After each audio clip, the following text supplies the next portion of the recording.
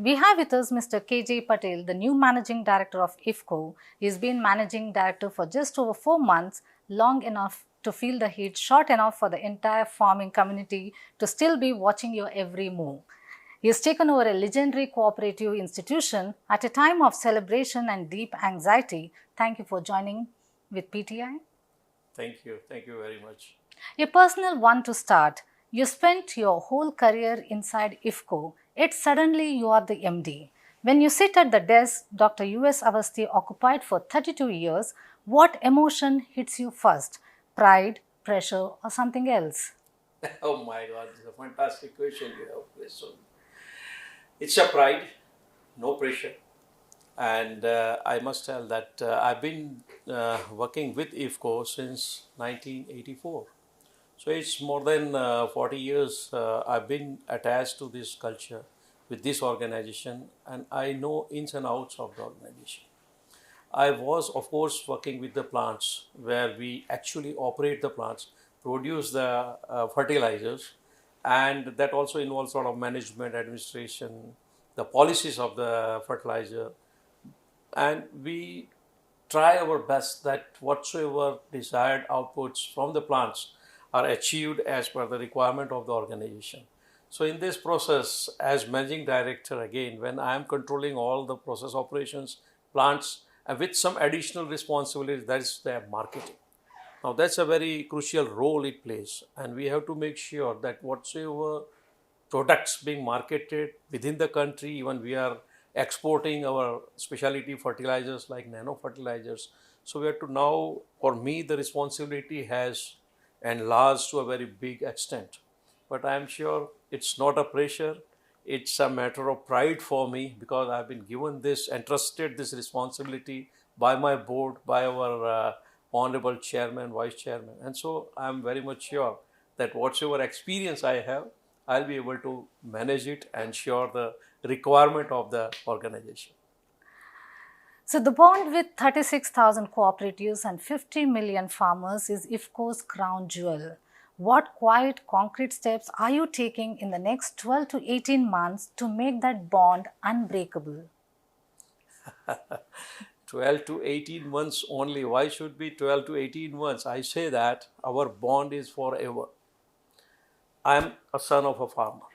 I know what farming is. I've seen agriculture from my childhood, and I was rather staying in a village until I completed my 12th standard. So during that process, I've seen the difficulties of our farming community. My father was a farmer, my grandfather was a farmer, and we have understood actually that how this agriculture output is a matter of life or death for a farmer.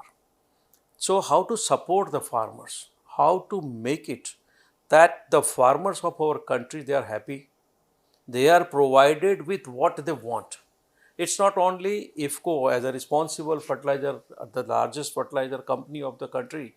If this organization is not able to meet the requirements of a farmer in terms of fertilizers, there will be a big hue and cry.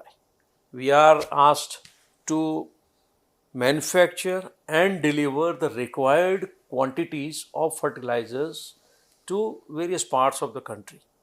But at the same time, just distribution of fertilizer is not our motto.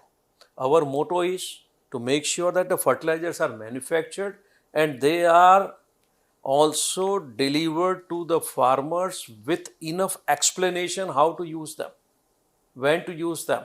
Suppose a farmer is from part of Gujarat.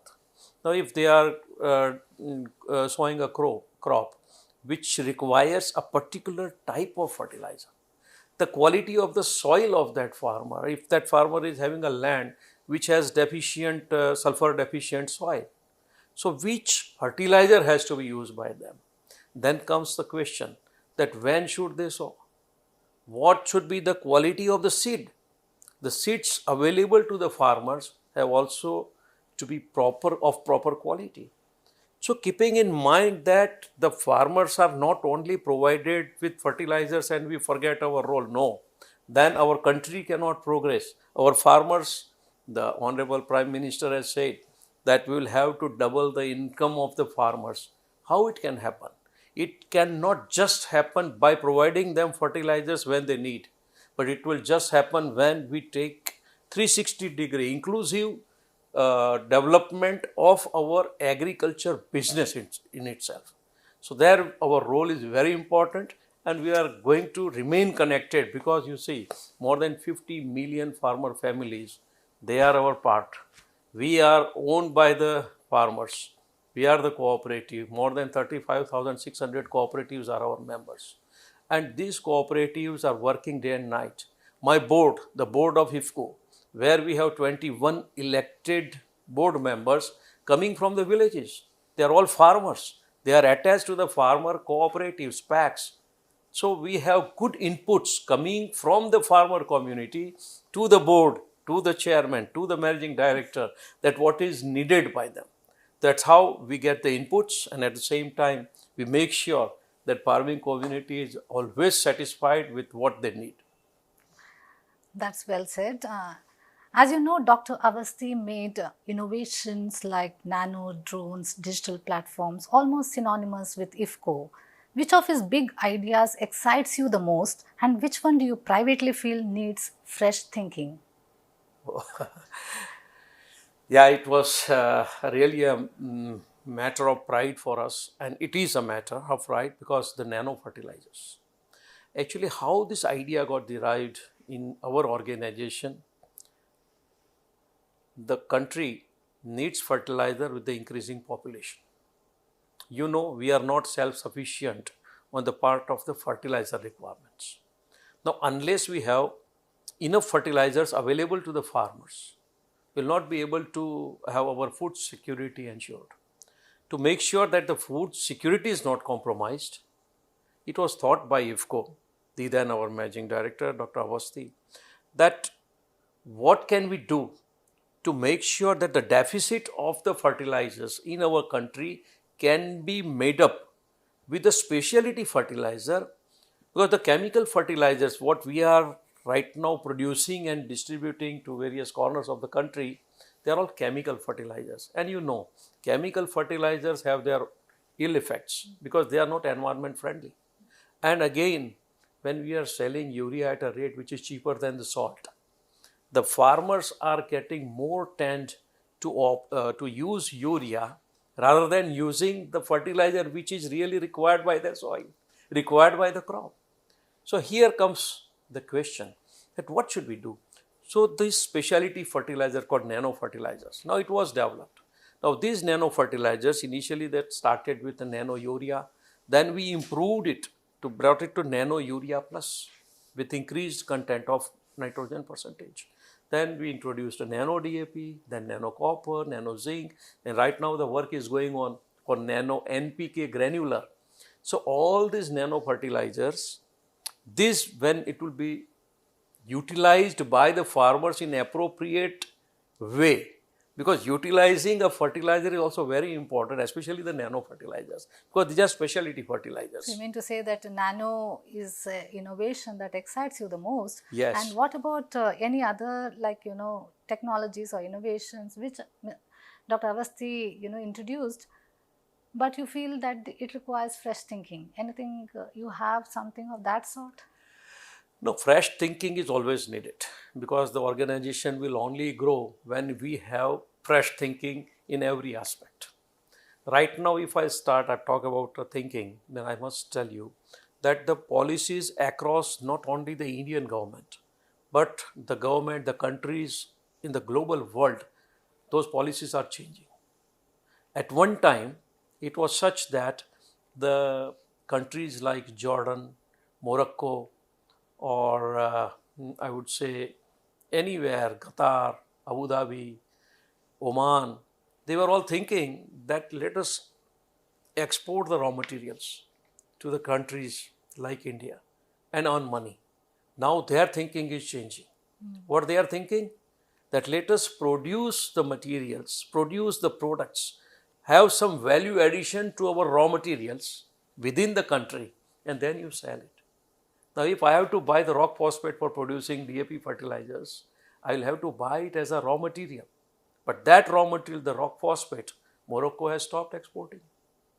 Jordan is telling that maybe another 2030, by the year 2030, they will be again asked to curtail and they will have to reduce it, limited to 30% of their total production. That only will be permitted to be exported. Now, from where can I get those raw materials in that case? Or at all the intermediate acids, they are also required. If my Kandla plant has to continue operations, I would need phosphoric acid. So my question was like the innovations that has happened so far, like bringing in nano, for that matter, drones, use of drones, digital platforms. This all came under the leadership of Dr. U S Awasthi. Yes. And my limited question was, which of the innovations excited you the most, and which one do you privately feel that a fresh thinking is required? Then I say the nano fertilizers excited me the most. I found that that's a real innovation. But then where further thinking is required, that's also in nano fertilizers. Because now nano, what we produce is a standard brand, standard composition. We are now required to make sure that nano is produced with the required percentage of nutrients. It should be tailor-made.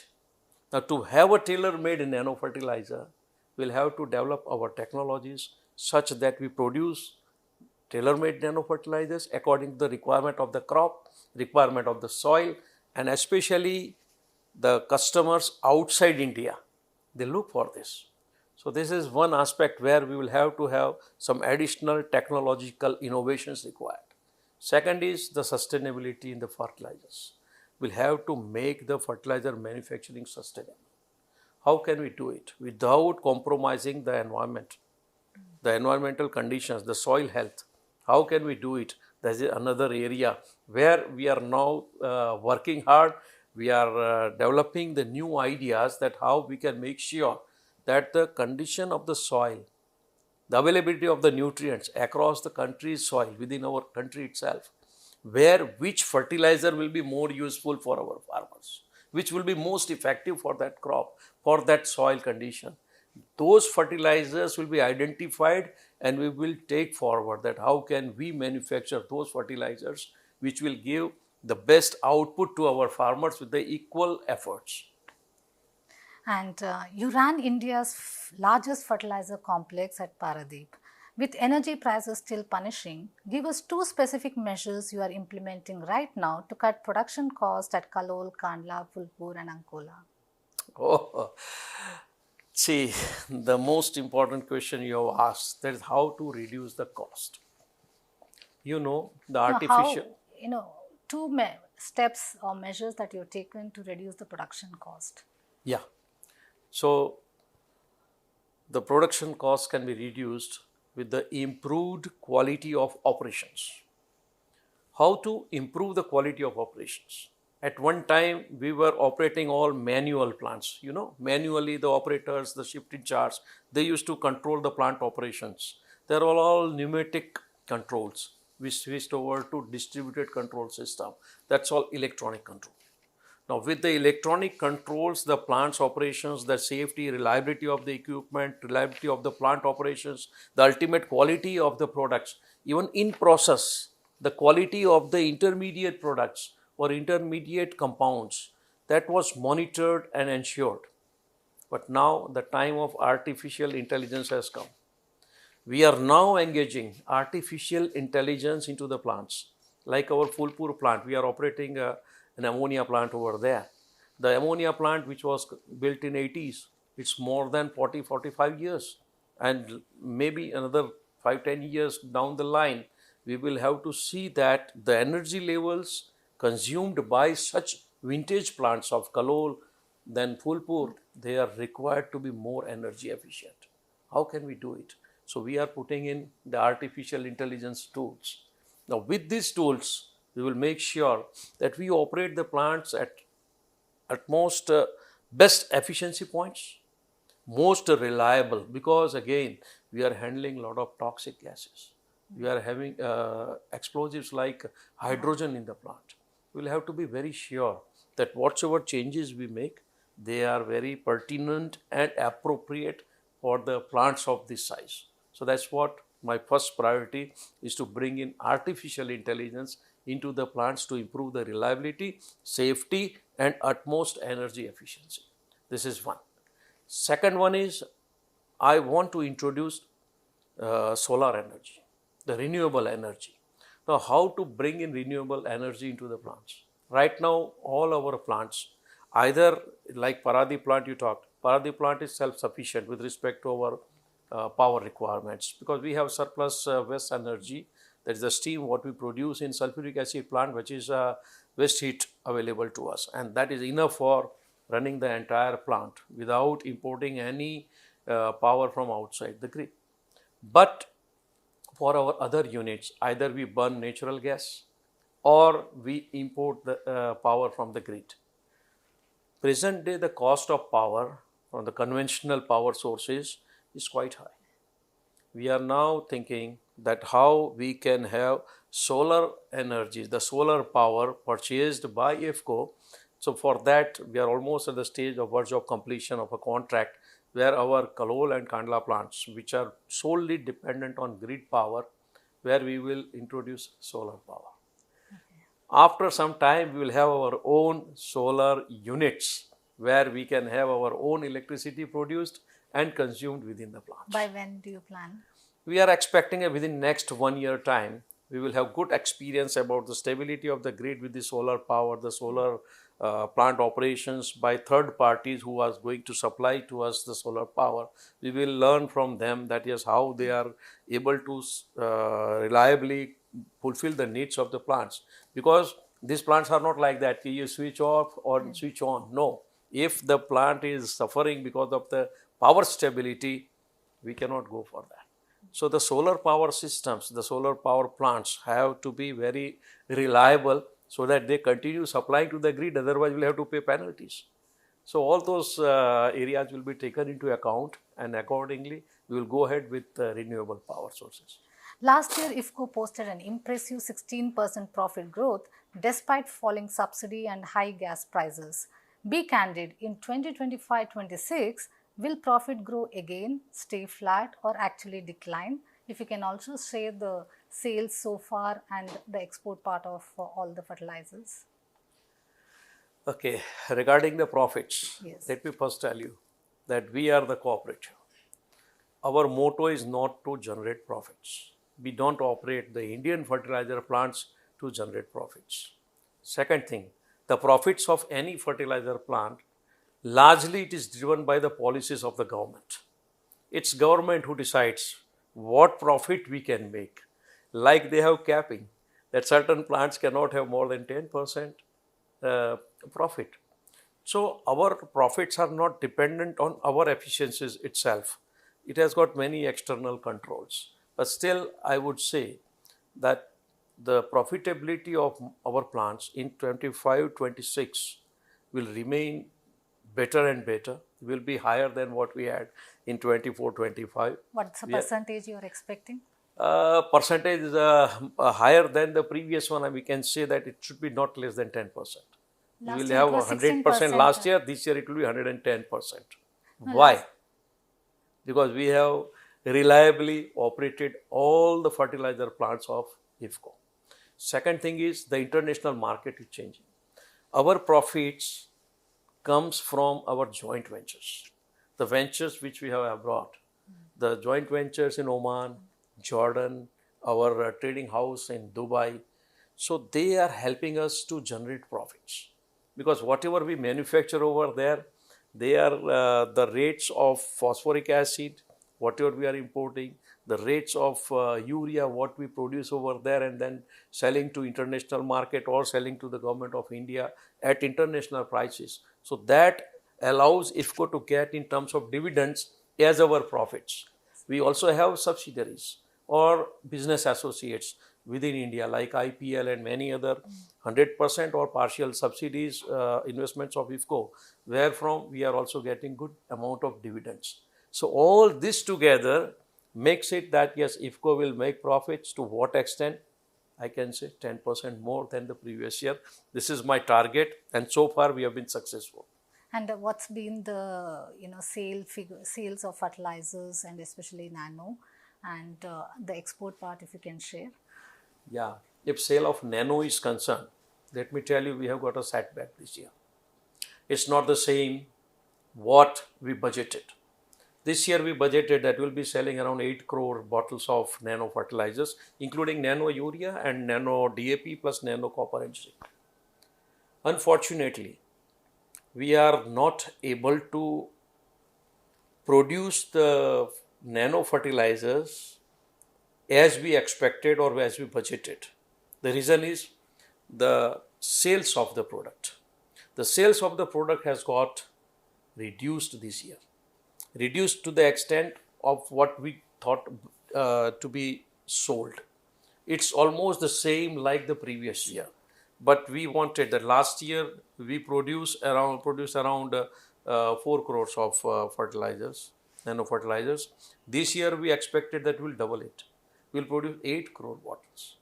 So to meet the 8 crore bottles production, we'll have to sell 8 crore bottles. Yes. But unfortunately that could not happen. So far we are left to around 1.45 crores of nano urea bottles sold, and nano DAP around 65 lakhs bottles. We are working on this, how to train farmers so that they use nano fertilizers with the right thing. Actually, what has happened is that a lot of talks are moving in various media, and at certain locations I find people come to us that there is some tagging of nano happening. We make sure that every Monday we have a meeting with our state marketing managers, with our marketing director. We take care. Please make sure we are nowhere doing this. Maybe there are so many fertilizer plants which are manufacturing nano. But as far as IFFCO is concerned, we'll have to make sure that we don't tag our nano fertilizers with the conventional fertilizer. It's a crime. It cannot be done. And at the same time, we have to see that if we have to have sustainable agriculture in our country, the innovative product like nano fertilizer manufactured by whatsoever company has to be understood by our users, our farmers. So for the sales we'll have to make them comfortable how they can use it. This is a foliar application. It's not like what we have, the conventional fertilizers, yes, where they have to sprinkle into the field and that broadcasted prilled fertilizers or granulated fertilizers. That's very easy to apply. But this foliar application requires sprayers and other things which our farmers are suffering. We are providing them the services of the drones. We provide them subsidized services. We also have drone didis, the other drone operators, drone pilots, whom we provide free training. We provide them drones along with electric auto, with them additional set of spare batteries, so that they need not spend anything, but they start earning the day they start this business. That's how they can help to the farmers. So we are working on that, and I'm sure with the increasing level of awareness amongst the farmers, we will be able to achieve this. And as we see excellent response on nano fertilizer from outside the country. But tell me, sir, like nano urea and nano DAP were launched with enormous promises. 4 years on, ICR trial, state universities and thousands of farmers report inconsistent results and lingering worries about long-term soil and food chain safety. Are you satisfied with the real adoption rate, or is it significantly lower than the public numbers suggest? Numbers lower in terms of production adoption and sale of nano? Yes, I do agree with you. I am not satisfied. The assumption what IFFCO made initially, with the results which were found with the trials and tests conducted at various agriculture universities, research centers, field trials, we found that's very effective. But the extent with which we were supposed to grow this market of nano has not happened within the country. And for that reason, we need to give more attention, which we are giving now, that is towards training to the farmers. We have to train our farmers who are to use nano. Right time it has to be sprayed, when to spray, how to have the what you call seed treatment, what kind of seed treatment be done with which, like nano DAP, we have to treat the seeds. After seeding, that seed treatment, how much time it has to be kept for drying, and then it has to be sowed. So all these small things are required to be explained to the farmers, and for that enough efforts are required. So we have engaged additional SFAs, the field assistants, who are now moving from village to village. We are going door to door to explain the farmers that how they can improve the utilization of nano fertilizers in the right way to reap the benefits of this innovative fertilizer. But when critics say nano helps IFFCO's subsidy bill far more than it reliably helps the farmers' yields, how do you answer them? And why, after 4 years, has IFFCO still not published comprehensive, independent, multi-year, third-party data to silence the skeptics? Actually, these nano fertilizers, they were initially thought of that we will have to stop the import of fertilizers. Our subsidy bills are rising. You know, it's more than 2.5 lakh crores of subsidy. Now that goes towards what? Is it consumed by the industries? No. Is it consumed by our farmers? No. This money is practically the raw materials what we buy. For urea, we need natural gas. For phosphatic fertilizers, we need sulfuric acid or sulfur. We need rock phosphate or phosphoric acid. We need ammonia. Now, all these raw materials are imported, and we are paying this money in dollars, the foreign exchange, to outside world. My country is losing. So this is how the idea was to get this nano fertilizers developed and popularize them, to make them more popular. We thought that the more availability of fertilizers, nano fertilizers across the country will make it very nice for us, that at least we'll be able to meet the requirements. Unfortunately, we need to put in more efforts because we have not been yet satisfying our manufacturing capability. We can manufacture 29 crore bottles a year. And we are now manufacturing nearly 3 to 4 crore bottles. So our percentage capacity utilization is hardly 15%. But now we are expanding the growth of nano fertilizer usage outside India because we are getting good inputs. Brazil, we are putting up a new plant. You may be aware that we have invested in Brazil to produce nano fertilizers. And there the response is too good.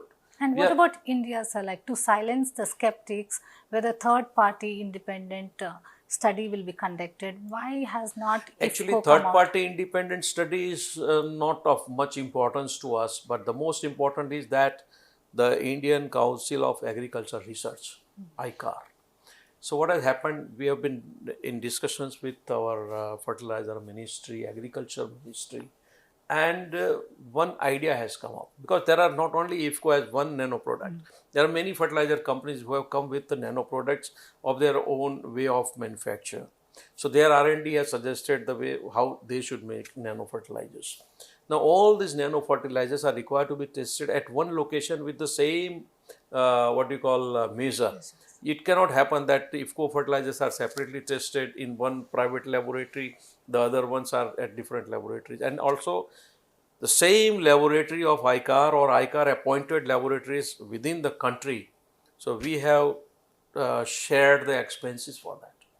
I was told that it will require around 17 to 18 crore rupees to conduct the in-depth field trials to ensure that whatever nano products available to our farmers, are they meeting the requirements? Are they fit for the purpose? And for that reason, IFFCO has contributed more than 4 crore rupees. We have promised that, and we already disbursed the first installment of that. And so we are developing this laboratory to be monitored by ICAR under the instructions of Department of Fertilizers and Department of Agriculture. So the ministries will monitor. Ministries will see that the results are published, the quality of the nano fertilizers of different manufacturers, it will be assessed, and the results will be published publicly. When the lab will be ready, sir? Lab should be ready within next 6 months of time. With this inputs from IFFCO and other 5 nano manufacturing units. So all this money is collected by ministry, and that fund will be again given to ICAR, and ICAR is going to purchase the instruments, set up the laboratories, or strengthen the laboratories already available with them. Okay. So this process will start, and I'm sure that within coming, actually this total project is for 5 years, because it's not only analyzing the nano fertilizers in the laboratory, it's also about identifying the crops to which nano fertilizer, how it impacts, identifying the soils where these nano fertilizers are working, how, and also the weather, the climate, under which climatic conditions, how these fertilizers are behaving. So all these studies all together will be conducted by ICAR, and based on that, I'm sure the दूध का दूध पानी का पानी हो जाएगा. Nano NPK has been coming soon for years. Give us a firm timeline whether it will be launched in financial year 2026, 2027 or later. Which fertilizer? Nano NPK. Nano NPK. Okay. Nano NPK granular. Yeah. So for that process is already done. We already produced it. Now the fertilizer plant at Kandla, where we were earlier producing what you call zinc sulfate. So that plant is being developed, revamped, and made ready to produce nano granular NPK. And I'm sure these processes are all there. The equipment has already been ordered. They have started coming in. We are doing some civil work. So once the plant is ready, maybe another 6 months time, we will start commissioning the plant. The equipment are already available, almost 80%. Balance 20% equipment are reaching the site. And maybe by April 27, we will be in a position that the nano NPK granular is available to the farmers. So what investment have you made for this? Investment, actually, that cannot be told in terms of the, but roughly I can tell you that approximately 25 crores of rupees that will be invested initially for making this plant operative. Okay. So you have personally overseen the spraying of crores of nano urea bottles. Have you ever even once advised a farmer not to use nano urea on a particular crop or a soil type? No, we have not advised any farmer not to use nano urea on any crops. It works on every crop. That which crop requires what quantity and at what time. Which crop requires seed treatment with which fertilizer.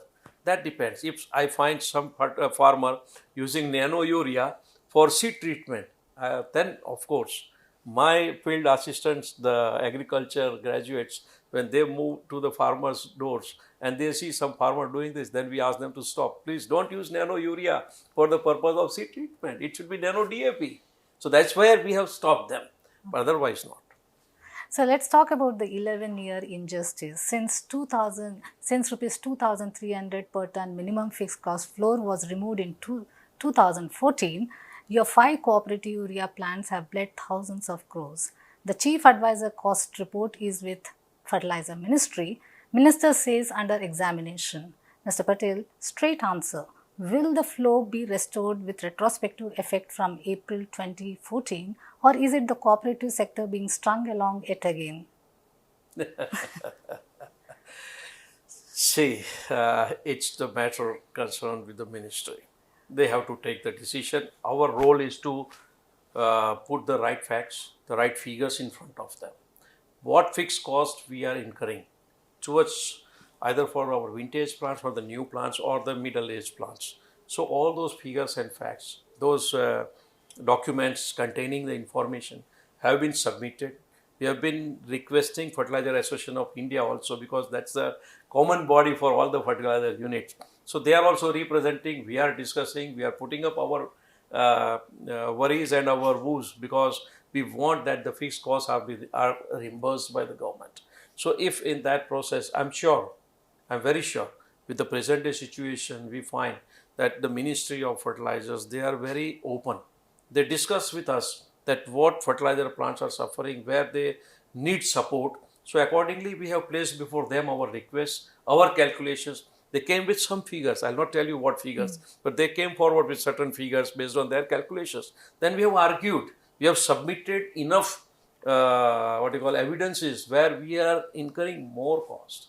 So it is to be considered. I'm sure they will definitely consider, and if not, we will keep on requesting them, but ultimate decision is theirs.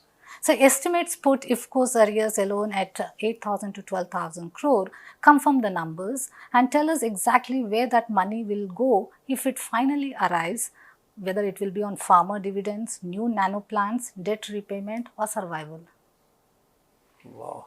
So it will go everywhere in all the things, because paying dividends, we have paid 20% dividend continuously without any break in between, thanks to our operations, thanks to our leadership. And in future also, with the growing profits, with the growing on innovative new technology fertilizers being brought in by IFFCO also. We are not only in conventional fertilizers, So we will keep on making available the right quality and right type of fertilizers. Organic fertilizers are now gaining momentum. The biostimulants, so they are also there. So we are in this process. Now this money, whatever we have on hand today, whatever cash reserves we have, we are thinking that how to utilize that money to produce the fertilizers, to make available the plants with latest technology, so that our farmers can get the fertilizers at less cost. My country can profit, my country can take advantage of those funds by investing them at a right place for the purpose of farmers only. Money is ultimately with the farmers. So private players and new gas-based units are lobbying furiously, calling restoration of this fixed cost is a market distortion. Aren't they correct? Why should taxpayers keep subsidizing old cooperative plants simply because they are cooperative? Let us not blame the cooperatives for that. It's not the cooperatives, because the cooperatives are operating the vintage plants. We are required to operate those plants. It's the requirement of the country. It's supposingly, if I talk about my Kalol plant, it's a vintage plant commissioned in January 1975. So it's more than 50 years now. But that plant is operating reliably with safety. The consumption of energy, that is higher as compared to other plants. But if we have to scrap it off, today my country doesn't have enough urea available to meet the demand of fertilizers. Our country is importing from outside. We have to pay a lot of forex. If my cooperative fertilizer plant is to be operated, that is only in the interest of the farmers of the country, not to save the cooperatives of the country. So I think there is some misunderstanding. It's not to support the cooperatives. Government is asking, and we are operating the plants, and we are asking government to pay us the higher fixed cost or support us. We are asking that if my facilities are available, my resources are available, my plants are available, they can operate reliably, because we are doing good maintenance. We are putting enough money into it. We are updating the technologies from time to time. So with that, we are confident that we can operate these plants, vintage plants, 50-year-old plant. Today, if you go to IFFCO Kalol, you will find that, oh my God, this plant is really built 50 years ago. You will find it may not be 2 years old plant. So that's how we maintain the plants so beautifully, so effectively, so reliably, that they are producing consistently. If we have to scrap them off because of certain policies of the government, how can we make this very valuable asset to a scrapyard? We cannot. So beyond fertilizers, IFFCO is in insurance, telecom and now Sahakar taxi. Which of these non-core businesses do you see as real growth engine in the next 5 years and why? Oh, Sahakar taxi is a wonderful idea of Ministry of Cooperation. We are partnered to that idea. We have already posted the funds available, and we have equity into that. Sahakar taxi, I find that's a really great idea of our minister. Honorable Minister of Cooperation, Amit Shah ji, he always thinks, because I had one or two occasions when I could see him, how he talks, how he worries for the cooperatives, how cooperatives can be developed. And this formula given by him to have this Sahakar taxi available in our country, really, that's a fantastic idea. So you see that this is a real growth engine in the next... It will be a very great benefit to the passengers, to the users, and the operators, the people who will be getting engaged for operating their own taxis in Sahkar taxi model. They will earn like anything. They will be so happy, the customers will be happy, and this model is going to give the best results, I am sure. So you say IFFCO is owned by farmers. When was the last time an ordinary member cooperative or an individual farmer received a cash dividend or a bonus directly from the IFFCO's profits? They are receiving from IFFCO's profits. We are paying them the dividends. So why should they wait for any day?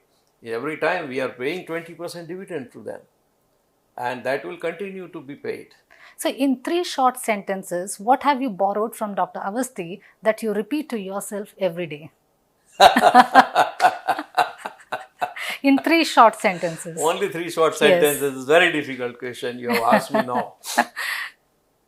Dr. Awasthi had always taken care that we have to be technically innovative always. Let's not be complacent.